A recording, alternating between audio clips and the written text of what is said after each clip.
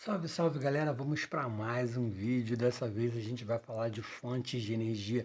Então já comenta aí, deixa um joinha aí para nós. Já fala presente, professor. Tô adorando o vídeo, mesmo sem ter tido assistido o vídeo todo. Mas hoje você vai assistir um pouquinho e falar sobre fontes de energia. Você conhece fontes de energia? Sabe como é que elas se dividem? Vem comigo.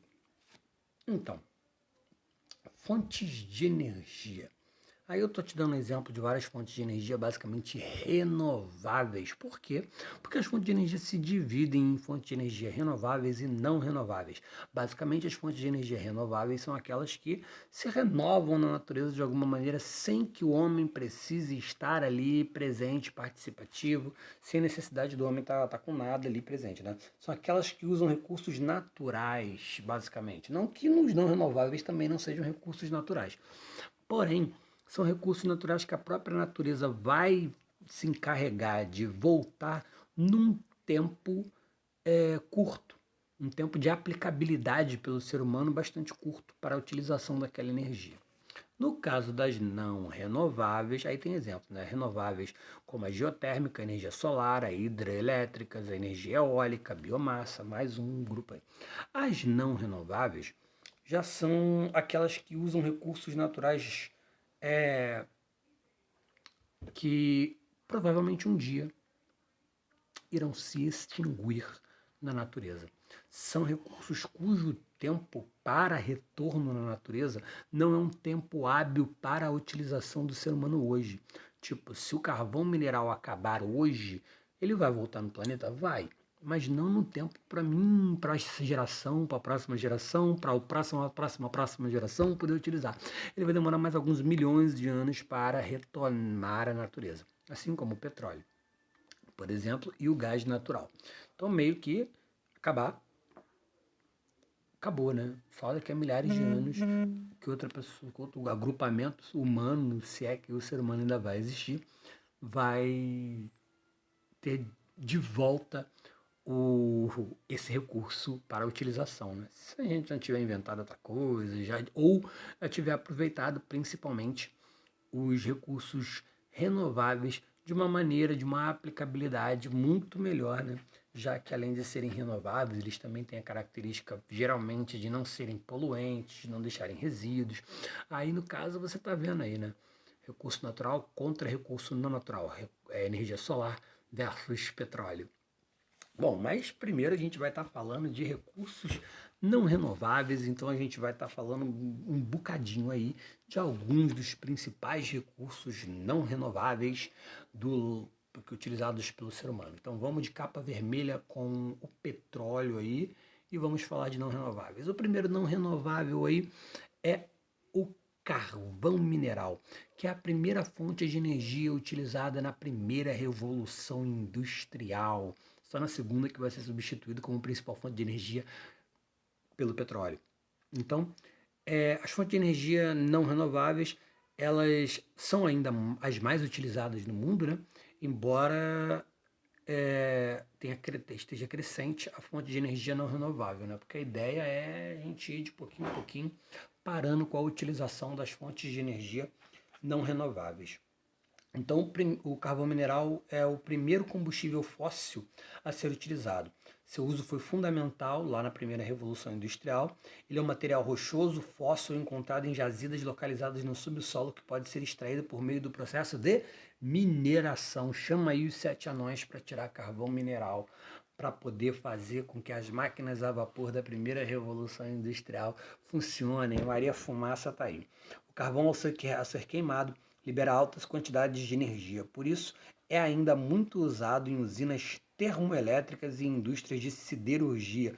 As maiores reservas de carvão mineral do mundo estão na Rússia, tá? Não confundir com carvão vegetal que a gente faz com madeira, tá? Petróleo. Ah, o petróleo. Gasolina, querosene. O petróleo é composto de hidrocarbonetos, além do enxofre, oxigênio e nitrogênio. O petróleo é uma substância oleosa e inflamável. É a principal fonte de energia atualmente no mundo. E ele não é apenas para estar fazendo gasolina, combustível de avião, coisa do tipo não, tá? Você vem comigo aqui. Os povos antigos da Mesopotâmia e da Pérsia já utilizavam o petróleo para pavimentar estradas, aquecer e iluminar casas. Atualmente ele tem função em diversos produtos químicos e farmacêuticos e também até em chiclete e refrigerantes. Aí eu estou te dando alguns exemplos aí dos derivados do petróleo, ó. Quando a gente separa os componentes do petróleo, depois mete uma reação química louca aí, a gente tem o petróleo sendo utilizado para a produção de plástico, tecido, borracha, essência de perfume, corante, detergente, medicamentos, inseticida, fertilizante, explosivo, tinta, cola, asfalto, porra, muito bagulho que é utilizado aí o petróleo. Ele é resultado da transformação da matéria orgânica acumulada do fundo dos oceanos e mares por milhares de anos sob pressão de sedimentos. Os produtos dessa degradação, hidrocarbonetos e compostos voláteis, misturados a sedimentos e resíduos orgânicos, ficam na rocha-mãe. Dessa forma, o petróleo é expulso pelas rochas e areias porosas e permeáveis, como os arenitos e calcários. Então, ele é encontrado na natureza impregnado em rochas sedimentares, já que os materiais orgânicos vão ser levados ao longo do tempo e depois vão sendo misturados com os vários sedimentos, formando a rocha sedimentar, e é ali que a gente vai encontrar o petróleo. Mas não só o petróleo a gente encontra nesses tipos de rochas sedimentares, a gente também vai encontrar, você está vendo aí, o gás natural, fonte de energia composta por uma mistura de hidrocarbonetos leves, como metano, etano, propano, butano e outros gases menores em proporções, que submetido à temperatura ambiente e pressão atmosférica, permanece justamente em estado gasoso. O gás natural é encontrado na natureza em duas formas distintas. Ele pode ser obtido em jazidas através da queima de biomassa, o bagaço da cana-de-açúcar, e o gás natural encontrado em jazidas normalmente está associado ao petróleo lá nas rochas sedimentares. Constitui reservas finitas e, conforme pesquisas realizadas pela Agência Internacional de Energia, caso se mantenha o ritmo de consumo médio da última década, as jazidas de gás natural vão se esgotar daqui a mais ou menos 100 anos. E agora a gente passa para uma outra fonte de energia não renovável que é utilizada lá na usina de Springfield, onde o Homer Simpson trabalha.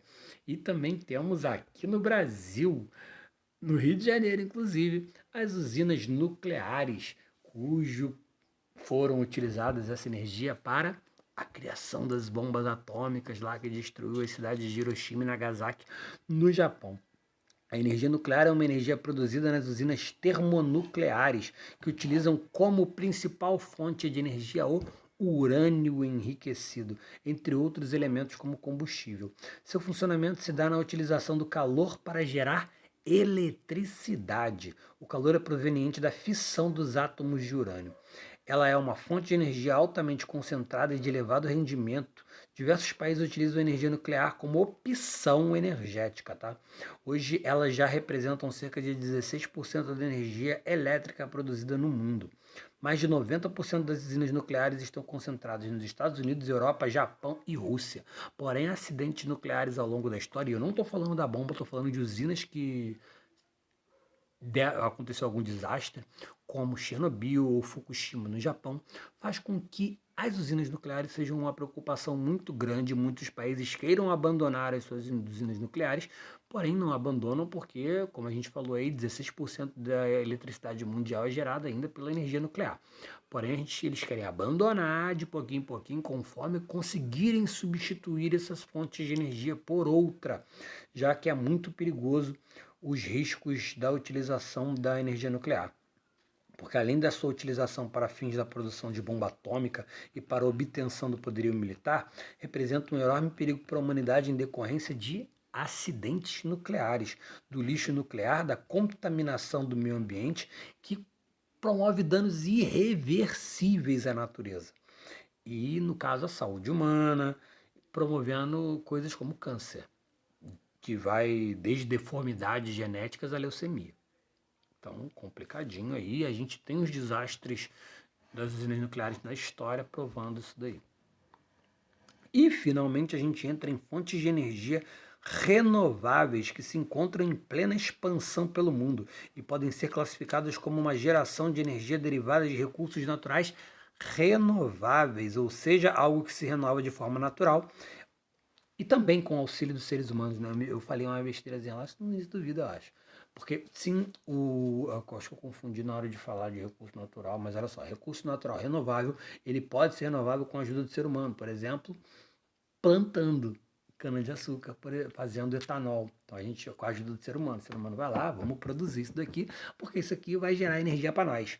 Bom, vamos começar aí com energia eólica, que é proveniente do vento. O nome vem de Eolus, que é o deus do vento grego.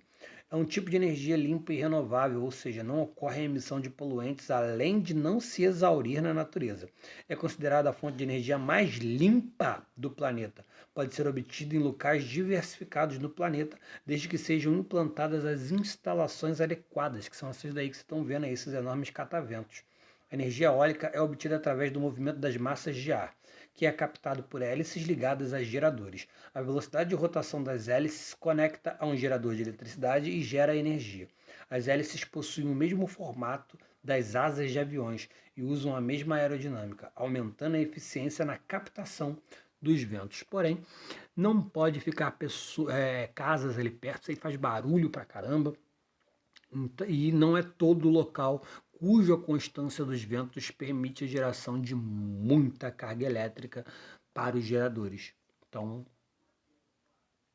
a gente ainda ela está em expansão, mas tem alguns probleminhas para serem utilizadas, apesar de ser a mais limpa do planeta. Energia solar, o grande sol aí. Esqueci, eu ia falar o nome. Hélios. Hélios, o nome do deus sol grego aí. Ou Apolo, né? Apolo que carrega o sol. Apolo não é o sol, ele é o deus sol. E o Hélio é o próprio sol. Vai estudar a mitologia grega. A energia solar é proveniente da luz do Sol e obtida por meio de placas solares, que tem como função captar a energia luminosa e transformá-la em energia térmica ou elétrica. Além disso, esse tipo de energia pode ser obtida nas usinas solares compostas por inúmeros painéis que captam a energia do Sol, conforme você está vendo aí na imagem. Em nosso território, a energia solar representa apenas 0,02% de produção, com estimativas de atingir 4%, mas lá em 2024 ainda. A gente ainda tem alguns empecilhos para o desenvolvimento de novas tecnologias que façam com que isso aí seja mais barato para a produção. Hidrelétrica. A usina hidrelétrica, também chamada de usina hidroelétrica ou central hidroelétrica, é uma obra de engenharia que usa a força das águas para gerar energia. As suas usinas necessitam de grandes obras e equipamentos para que possam produzir energia elétrica aproveitando o potencial hidráulico latente de um rio. Então temos que ter um lugar com queda d'água, a gente vai embarrear um rio e o rio tem que ter aquela força de boladona para quando abrirem os portões da barragem, as águas virem, baterem nas turbinas que vão gerar a energia elétrica. Grande parcela da energia elétrica do Brasil é gerada por aí, ó. Energia hidrelétrica também tem alterações no meio ambiente, a utilização dela, tá? Fazer uma barragem, a gente vai mexer na natureza. Aí animais e seres humanos, inclusive, populações ribeirinhas e indígenas que vivem do rio, são prejudicados. Mas, enfim, é o que mais a gente utiliza aí para gerar energia elétrica. Isso aqui ainda é hidrelétrica, essa imagem aqui. E essa daqui, saindo esse monte de fumaça, é energia geotérmica, que vai utilizar a energia lá do centro do nosso planeta. Energia geotérmica é a energia adquirida a partir do calor que provém da Terra, mais especificadamente do seu interior. Devido à necessidade de adquirir energia elétrica de uma forma mais limpa e em quantidades cada vez maiores, foi desenvolvido um modo de usufruir esse calor para a geração de eletricidade. Então, central geotérmica, a gente vai jogar água no meio do centro da Terra para vir vapor. O vapor de reservatórios geotérmicos fornecem energia que alimenta os geradores de turbina para gerar eletricidade. Aí, já na imagem, você está vendo as forças das marés sendo utilizadas para a produção de energia elétrica através da energia de maré motriz. Conforme você pode constatar aí, né, na imagem, né, para produzir energia a partir das marés é necessária a construção de uma espécie de barreira que utiliza a força da maré em diferentes direções. Ou seja, enquanto a maré sobe e desce, a energia ela é captada. E aí, o que você está vendo aí? Bagaço de cana-de-açúcar, para a gente tomar aquele suquinho, aquele maroto caldo de cana. Mas aí a utilização do bagaço vai gerar aquilo que nós chamamos de energia de biomassa, que é derivada basicamente de toda a matéria orgânica de origem vegetal ou animal utilizada na produção de energia. Ela é obtida através de uma variedade de recursos renováveis, então não vai ser só a cana-de-açúcar que eu vou mostrar aqui para vocês, mas principalmente encontra-se na cana-de-açúcar, que é aproveitada na produção de álcool. O bagaço da cana-de-açúcar, a casca de arroz, na castanha, no coco, também são utilizados para gerar energia para as caldeiras. A mandioca, os amidos, os óleos vegetais de dendê, babaçu e mamona, por exemplo. A celulose, entre outros materiais que podem ser utilizados para a produção de combustível para motores, como a criação do etanol. O Brasil, seu uso intensificou-se naquele programa Pró-Álcool, que tinha como objetivo fazer justamente etanol da cana-de-açúcar, um combustível alternativo aos combustíveis fósseis. Aqui já é outra coisa, aquela foto lá. Gostaram da aula? Falei rápido pra caramba, um monte de coisa, mas eu acho que deu para captar o que é energia não renovável, o que não é energia renovável, o que é renovável, o que é não renovável e os seus exemplos. Mais a fundo, precisaria de um vídeo para cada um, a gente passou batido aí, falando rapidinho de como é cada um, para dar um norte para vocês. Então,